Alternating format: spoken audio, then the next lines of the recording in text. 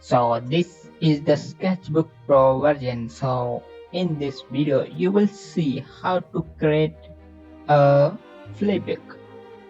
Will you know what's happening if you want to create your animation? I will show you. I will share my some memories with you. So when I was childhood, I have a many other type of anime. My favorite anime show Naruto Shippuden and the other is Dragon Ball Z. Yes, you will hear about and you but now I will create some animation. Now if you want to create your basic animation, you need to first of all follow this tutorial.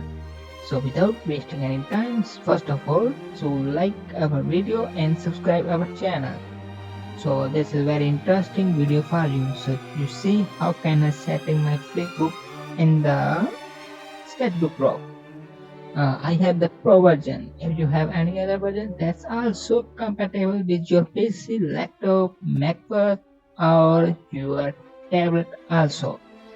If you want to use in the mobile phone like the Android, you just need first of all some better.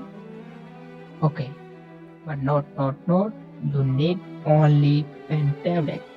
So pen tablet is very much important. You also repeat this name by graphic tablet. So graphic tablet is the very interesting and this is the first choice of all the artists. So I also use a many type of software like a Photoshop, Sketchbook Pro, Flip, Carita also. If you want to learn how to make your animation better, you can visit to my this channel.